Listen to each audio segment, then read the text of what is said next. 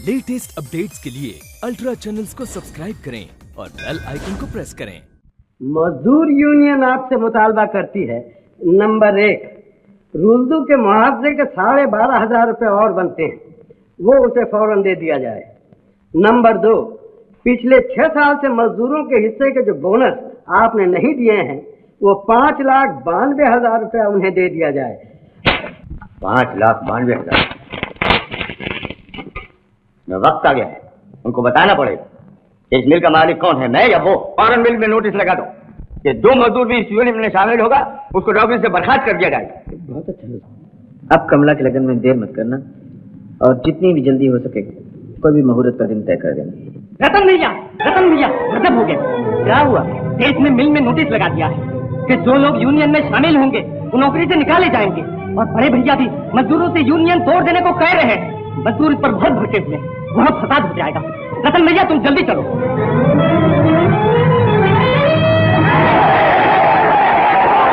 मैं सुल्लबाई से नहीं डरता। अरे मैं तो इंसाफ की बात कर रहा हूँ, तुम्हारे भले की बात कर रहा हूँ। वो जो तुम्हारा लीडर बना फिरता है ना, मेरा ही तो भाई है। मैंने उससे भी 1000 दफे कहा है कि जो तुम कर रहे हो बहुत बुरा कर रहे हो, बहुत बुरा। तुम हमारे रतन भैया की बात मत करो। क्यों न करूं? क्या वो कोई ऊपर से उतरा है? जैसा वो ना समझ है वैसे तुम मुंह रखो, सबके सब।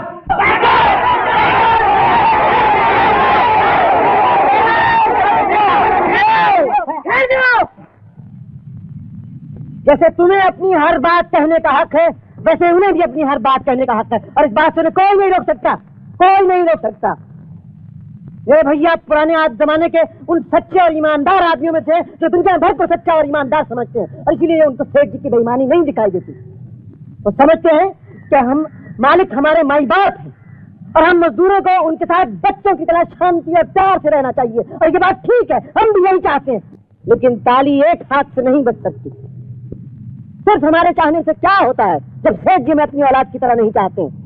हमने देख लिया, उनको हमसे मोहब्बत नहीं है, उनको अपने रुपए से मोहब्बत। हाँ, तुम मजदूरों का धन लूट लूट कर ही तो सेठ जी ने सोने का महल बना लिया है ना, और ये अपनी आंखों से देख कर आया है। मैं पूछता हूँ, सेठ जी ने जो कहा है कि यूनियन तोड़ दो या नौकरी से निकाल दिए जाओगे, उसके बारे में तुम्हारा लीडर क्या कहता है? जो लोग हमें यूनियन तोड़ देने को कहते हैं, वो यूनियन का मतलब ही गलत समझते हैं।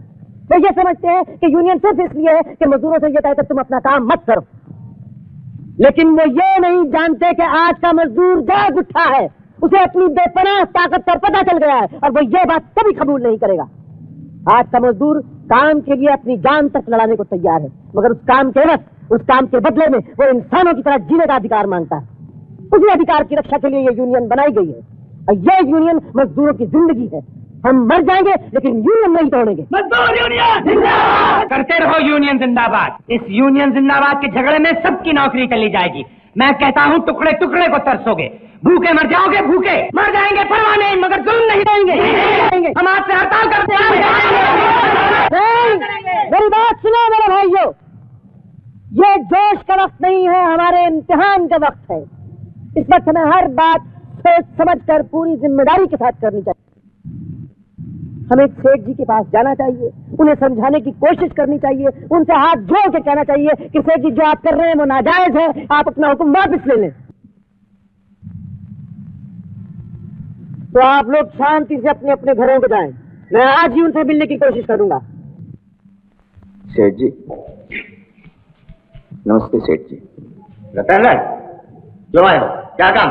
सेठ जी मैं मजदूरों की तरफ से आपके साथ समझौते की बात करने आया हूँ। समझौते की बात करने आए हो तो सबसे पहले अपनी यूनियन खत्म करो, फिर समझो बात करना। इस तरह बदला लेने का रवैया आपको शोभा नहीं देता सेठ जी। मैं आपसे हाथ जोड़ के कहता हूँ आप इसे छोड़ दीजिए, ये आपको शोभा नहीं देता। आपने यूनियन में शामिल होने वाले तमाम मजदूरों को नौकरी से निकाल देने की धमकी दी है, और ये बात गलत है। आप जानते हैं ये बात गलत है। और सेठ जी अगर एक मजदूर भी इस गलत तरीके से अपनी मुलाजिमत से निकाल दिया गया तो सारे मजदूर मिलकर इस मिल में हड़ताल कर देंगे। सेठ जी हड़ताल? तुम मुझे हड़ताल की धमकी देने हैं? तो चले जाओ यहाँ से, मेरे पास तुमसे बात करने के लिए वक्त नहीं है। मेरा वकील तुमसे बात करेगा। सेठ जी ठीक है, आपका तो वकील बात करेगा, लेकिन मजदूर के पास ना तो वकीलों को देने के लिए पैसे हैं और ना ही उस बेचारे के पास कचहरियों में जाके मुकदमे लड़ने का वक्त है। सेठ जी, अगर वो बेचारा एक दिन काम पर नहीं जाता तो उस बेचारे के घर में चूल्हा नहीं जलता, और जिस दिन चूल्हा नहीं जलता उसका पेट जलता है सेठ जी, उसकी आत्मा जलती है सेठ जी। भूख में घिरे हुए मजदूर के लिए हड़ताल करना कोई मजाक नहीं है सेठ जी।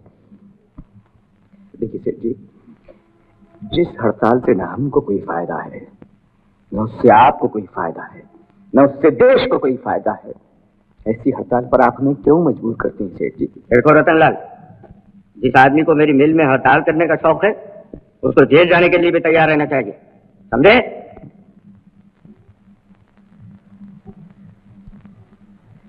अपने अधिकारों की रक्षा के लिए हम अपना खून तक देने के लिए तैयार हैं सेठ जी। नमस्ते।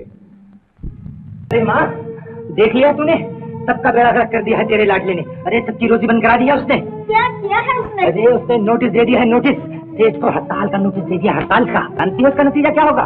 सेठ फौज बुलवाकर गोली चलवा देगा, गोली। क्यों चलवाएगा गोली? इस मिल को बेचारा दिन रात पसीना बहाकर उसकी मिल चलाते हैं, इसलिए वो अपनी मेहनत का हक मांगते हैं। देखा, तुम भी हो गई ना उसकी तरफ। मैं किसी की तरफ नहीं, सिर्फ इंसाफ की तरफ हूँ। गृहस्थी की माया ने तेरी आंखों पर पर्दा डाल दिया है रामलाल, इसीलिए तुझे दिखाई नहीं देता कि रतन हमेशा इंसाफ की बात करता है। तुम क्या समझो इंसाफ को माँ? कल जब पुलिस उसे पकड़ कर ले जाएगी तो कोई उसकी तरफ नहीं होगा, वो गोली से उड़ा दिया जाएगा, गोली से। गोली से उड़ा दिया जाएगा? क्यों? उसे क्यों उड़ाएंगे? उससे कहो मुझे उड़ा दे पहले गोली से, क्योंकि मैंने उसे जन्म दिया है। मैं उसकी माँ हूँ, उससे पहले मैं मरूंगी। मुझे मेरे बेटे के पास ले चलो। हेलो, कौन सनेदा साहब? अरे भाई तुम लोग क्या सो रहे हो? कल हमारे मजदूर तमाम हड़ताल करने वाले हैं, कुछ जुलूस वलूस की तैयारी कर रहे हैं, अगर कहीं बलवा हो गया तो? आप फिक्र न कीजिए सेठ जी, मैंने कल के लिए सारा बंदोबस्त कर दिया। बंदोबस्त की क्या जरूरत है? उस रतनलाल को हवालात में बंद कर दो, बाकी सब अपने आप झाग की तरह बैठ जाएंगे। रतनलाल को गिरफ्तार कर लो? ये कैसे हो सकता है? कानूनी तौर पे। कानून वानून क्या? किसी भी इल्जाम में पकड़ के उसको अंदर बंद कर दो, बस।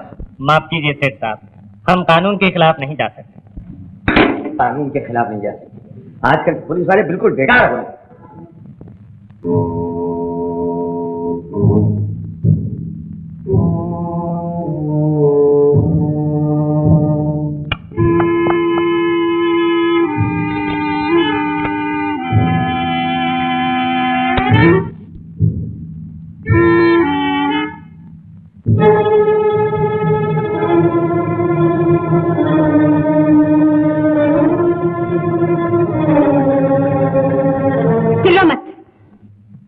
कौन हो तुम?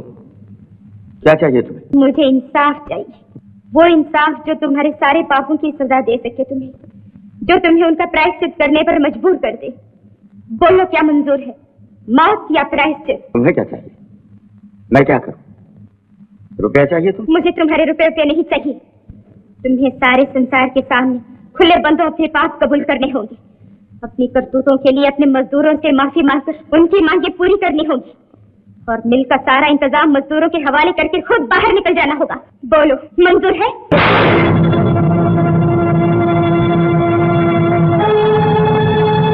अब कहो तुम अपनी शर्त।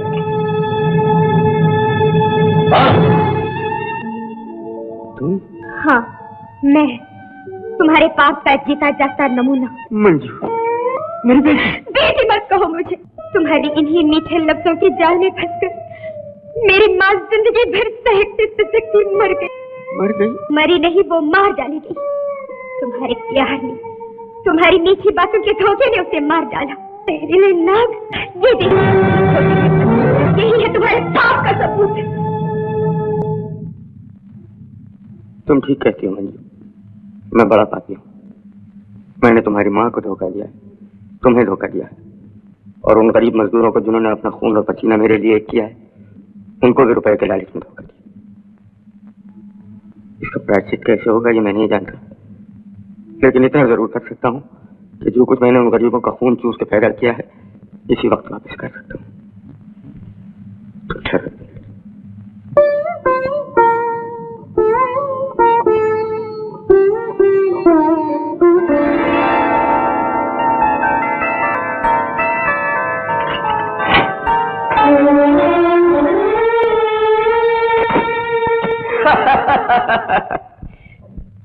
ये क्या पागलपन कर रहे हो सेवक राम? जानते हो जब तक ये दौलत तुम्हारे पास है सब लोग तुम्हारी इज्जत करते हैं। ये दौलत तुम्हारे हाथ से चली जाएगी तो तुम 2 कौड़ी के आदमी रह जाओगे। सोचते क्या हो? मेरी बात सुनो, इस माया मोह के जाल से फंसकर अपने आप को बर्बाद न करो। इस लड़की की माँ तो खत्म हो चुकी है, इसको भी अपने राह में से झाड़ दो ताकि सारी दुनिया को ये सच्चाई मालूम न हो सके कि ये तुम्हारी बेटी है। जरा अकल से काम लो।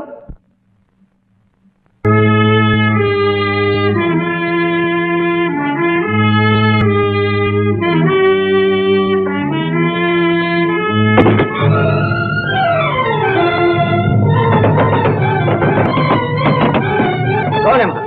गुलखा के दरवाजे पे मर गया है? कौन पागल लड़की मेरे कमरे में घुस आई है? निकालो उसको फौरन।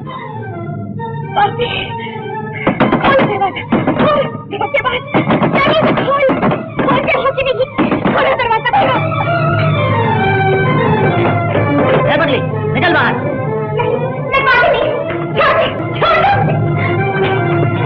आधी रात को घर में घुसकर गड़बड़ करती है, निकल बाहर। बंदूक उठाती है, निकल निकल बाहर।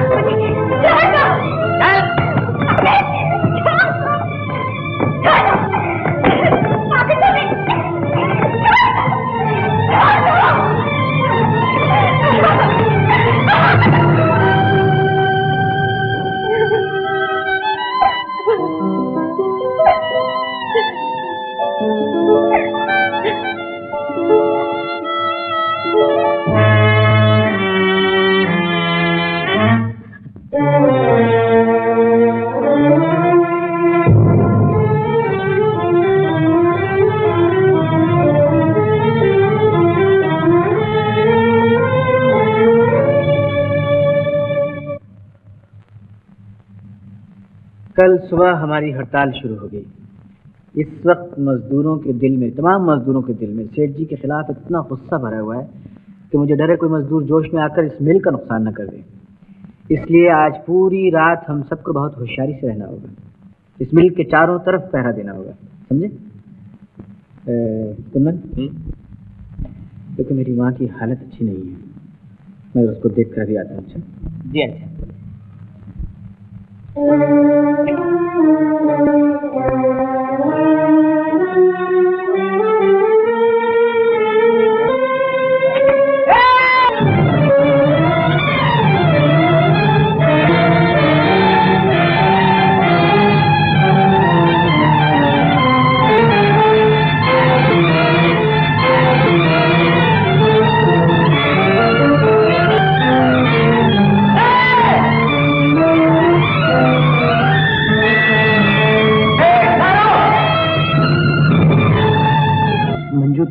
मुझे दूर रहो रतन, तुम्हारी मंजू मर चुकी है। छोड़ दो मुझे।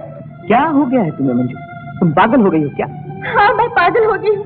तुम अपने आदर्शों के लिए पागल हो, सेठ जी अपने दौलत के लिए पागल है, और मैं इस जालिम से बदला लेने के लिए पागल हूँ। जाने दो मुझे मंजू। छोड़ दो मुझे। तुम्हारी तबीयत ठीक नहीं है मंजू, तुम चलो मेरे साथ। कहाँ चलो? अब मेरे लिए संसार में कोई जगह नहीं रही। माँ का घर नहीं रहा, बाप ने धक्के देकर घर से निकाल दी। कैसी हो तुम? उस पापी ने जो आग मेरी माँ के जीवन में लगाई है, उस आग में मेरा जीवन, मेरा घर बार, मेरा सब कुछ जल गया है, और उसी आग में मैं उस जालिम की मिल उसका सब कुछ जला दूंगी। मंजू, मैं अपनी माँ का बदला लूंगी, मैं अपनी माँ का बदला लूंगी। छोड़ दो मुझे, जाने दो मुझे, छोड़ दो, जाने दो।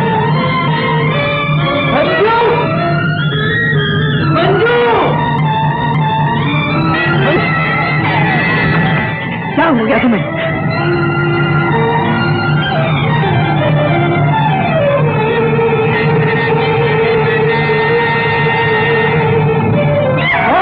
तुम कौन होते हो मुझे रोकने वाले? छोड़ दो मंजू, ये मिल हजारों गरीबों की माँ है, उनके बच्चों की रोजी है। अपने क्रोध के लिए इसे बर्बाद करने का तुम्हें कोई अधिकार नहीं। हाँ मुझे अधिकार है, मुझे अधिकार है। मंजू,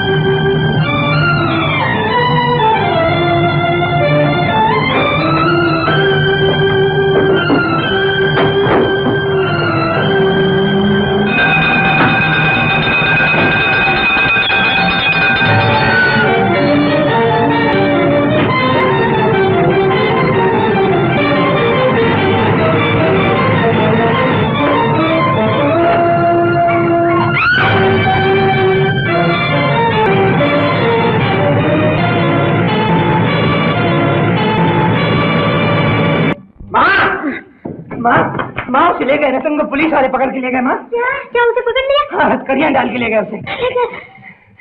लगे मेरे बेटे को। रतन, रतन! देखते क्या हो, किसी तरह रतन को ले आओ, नहीं तो माँ उसके लिए तड़पती हुई चली जाएगी। मेरी माँ मर रही है सेठ जी, मेरी माँ। उसे एक बार अपने रतन को देख लेने दी। मैं कुछ नहीं कर सकता। वो मेरी लाखों की जायदाद को आग लगाए और मैं उसे रिहा करा दूं। ये झूठ है सेठ जी, ये झूठ है। मैं कसम खा के कहता हूँ कि मेरा रतन ऐसे कभी नहीं सकता। मैं सच कहता हूँ, आपसे किसी ने झूठ कहा। सच और झूठ का फैसला अदालत करेगी। ऐसा पत्थर दिल न करो सेठ जी। अगर मेरी माँ उसे देखे बिना मर गई तो उसकी आत्मा भटकती रहेगी सेठ जी। मैंने 20 वर्ष तक वफादारी से आपकी खिदमत की है, उसके बदले में सिर्फ इतना मांगता हूँ सेठ जी कि मेरी माँ की आखिरी ख्वाहिश पूरी कर दीजिए। मैं मरने वालों की आखिरी ख्वाहिशें पूरी करने के लिए नहीं बैठा हूँ। मेरी माँ तुम्हारी माँ। ये ठोकर तूने मुझे नहीं लगाई सेठ, मेरी वफादारी को लगाई है। इस ठोकर से तूने मेरी आंखें खोल दी हैं। आज मुझे तेरा असली रूप दिखाई दे रहा है। अब मुझे इस बात का भी विश्वास हो गया है कि रतन बेगुनाह था। तूने उसे झूठे इल्जाम में फंसा दिया है। रतन ठीक कहता था, तू कमीना है, तू दगाबाज है, तू जहरीला नाग है। क्या बदतमीजी है रामलाल? अरे कोई है? दरबान! दरबान क्या करेगा सेठ? मैं रतन नहीं जो शांति से काम लूं। मैं रामलाल हूँ, रामलाल। मैं जहरीला कगल अपने हाथ से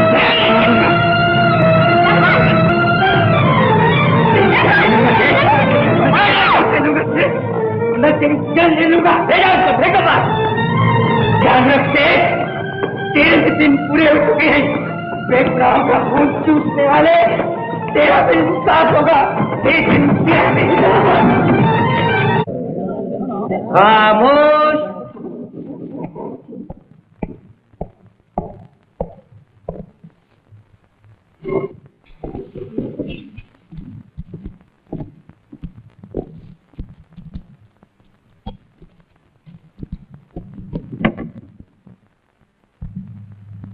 योर ऑनर, मुलजिम रतन लाल वल दीनानाथ सर्वानंद मिल्स में काम करता है और वहां की मजदूर यूनियन का लीडर भी है।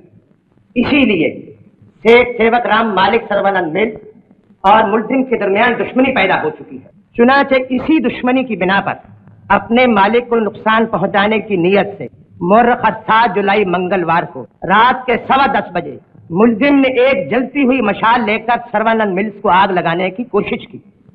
ये मुकदमा डेढ़ दफा 436 और 511 ताजीरात हिंद अदालत के सामने पेश किया जाता है। मुलजिम रतनलाल, क्या तुम इकबाल जुर्म करते हो? जी नहीं, मैंने ऐसा कोई जुर्म नहीं किया। इस तगासा के गवाह पेश किए जाए।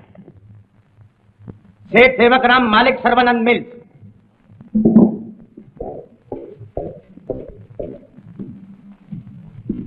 मेरे साथ कहिए, मैं भगवान को हाजिर नाजिर जानकर वादा करता हूँ। मैं भगवान को हाजिर नाजिर जानकर वादा करता हूँ। जो कहूँगा सच कहूँगा। जो कहूँगा सच कहूँगा। और सच के सिवा कुछ नहीं कहूँगा। और सच के सिवा कुछ नहीं कहूँगा।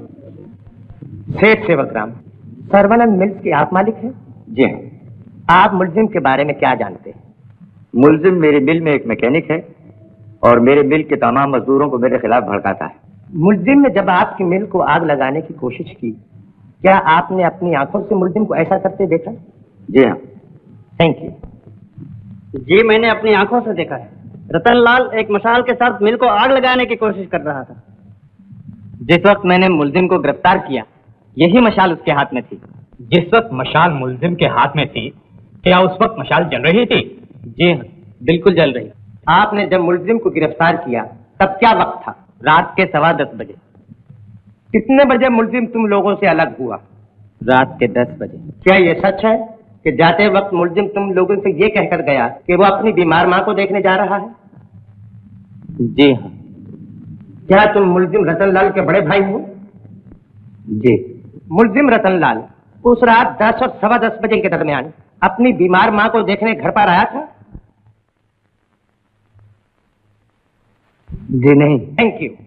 नाउ योर ऑनर, मैं अदालत की इजाजत से मुलजिम से एक सवाल पूछना चाहता हूँ। मिस्टर रतनलाल, अब जबकि तुम्हारे अपने साथियों की शहादत से तुम्हारा जुर्म साबित हो चुका है, कि रात के 10 बजे तुम अपने साथियों से ये बहाना करके अलग हुए कि तुम अपनी बीमार माँ को देखने जा रहे हो, मगर हकीकत में तुम अपने घर नहीं गए, बल्कि एक जलती हुई मशाल लेकर आग लगाने की नीयत से मिल के पिछले अहाते में दाखिल हुए, जहां 10:15 बजे ऐन मौके पर तुम गिरफ्तार कर लिए गए। इन वाकयात की रोशनी में क्या तुम अब इकबाल जुर्म करने को तैयार हो? जी नहीं। क्यों नहीं? इसलिए कि मैंने कोई जुर्म नहीं किया है। तुम झूठ बोलते। मैंने आज तक कभी झूठ नहीं बोला है वकील साहब। योर ऑनर, मैं इन अल्फाज के खिलाफ अपनी पूरी ताकत के साथ एहतजाज करता हूँ। मैं अदालत से पूछता हूँ कि जो माँ अपने बच्चे को अपने सीने से दूध पिलाकर जिंदा रखती हो, क्या वो बच्चा उसी माँ के सीने में खंजर भोंक सकता है? अगर ऐसा नहीं हो सकता तो कोई मजदूर भी अपनी मिल को आग नहीं लगा सकता, क्योंकि ये मिल हमारी माँ, हम अपनी माँ के सहारे जिंदा हैं। यो मिस्टर रतनलाल, अदालत ये जानना चाहती है कि गिरफ्तारी के वक्त तुम्हारे हाथ में एक जलती हुई मशाल थी? थी। ये मशाल तुम्हारे हाथ में कहां से और क्यों आई?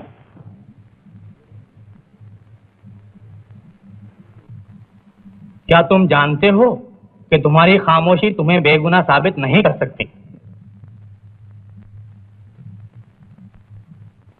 अदालत ये वाज़ेह कर देना चाहती है कि जो जुर्म तुम पर आयद किया गया है उसके लिए कानून तुम्हें 7 बरस कैद की सजा दे सकता है। इसलिए तुम्हें अपनी सफाई पेश करने का यही मौका है। बताओ, वो जलती हुई मशाल तुम्हारे हाथ में कैसे और क्यों आई? रतन, रतन बोलता क्यों नहीं? रतन कुछ तो बोल। रतन क्या हुआ? सब कुछ बताता क्यों नहीं? रतन, ऑर्डर, ऑर्डर। रतन तेरा भाई तेरे पाँव पड़ता है। रतन, रतन अभी भी बोल दे। रतन वक्त है।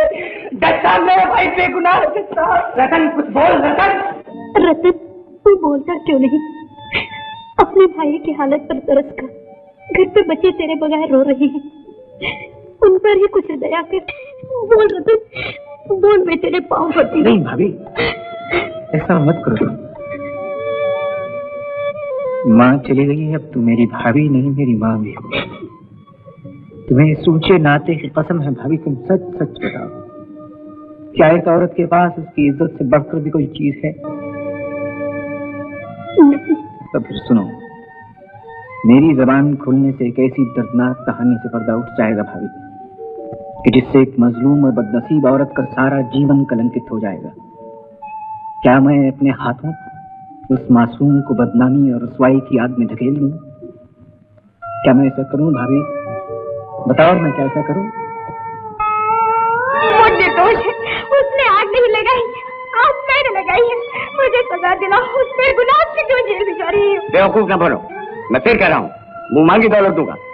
हिंदुस्तान से बाहर चले जाओ, ताकि सच बताने वाला कोई न रहे और तुम आसानी से रतन को जेल भेज सको। मैं मर जाऊंगी मगर यहाँ से नहीं जाऊंगी। अच्छी बात है, तो पढ़े आओ।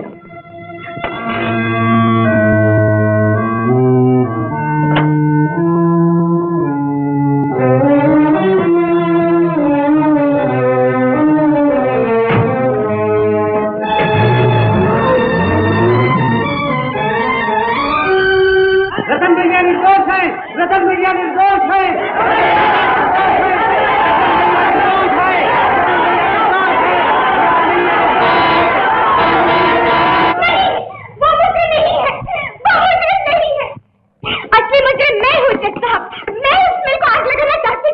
लड़की को छोड़ दो।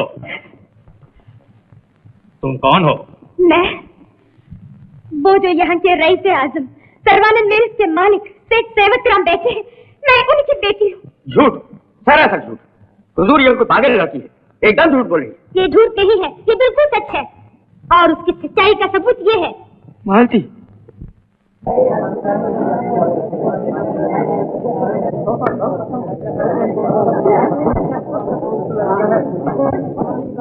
अदालत के सामने जो नई शहादतें पेश की गई हैं, उनकी रोशनी में ये पूरी तरह साबित हो गया है कि मुल्जिम बेगुनाह है। चुनांचे ये अदालत मुल्जिम को बाइज्जत बरी करे।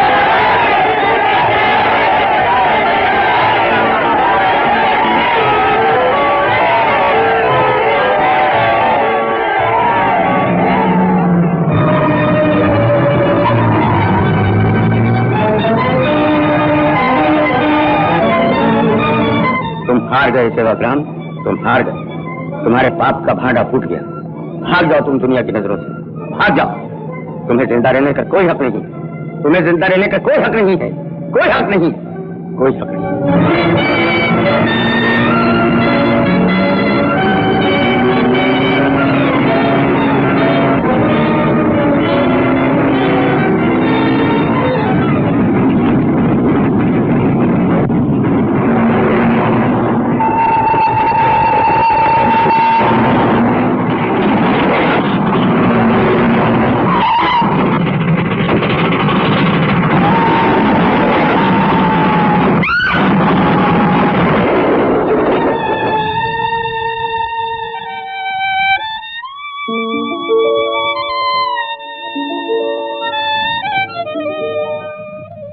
मुझे तुमने क्यों बचा लिया?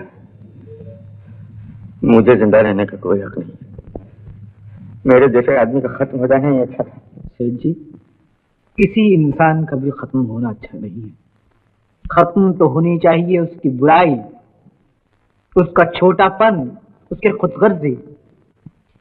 हम तो सिर्फ ये चाहते हैं सेठ जी कि हमारा और आपका अमीर या गरीब का रिश्ता न रहे, मालिक या मजदूर का रिश्ता न रहे, बल्कि हम दोनों के दरमियान एक इंसान और इंसान का रिश्ता कायम हो। हम तो ये चाहते हैं।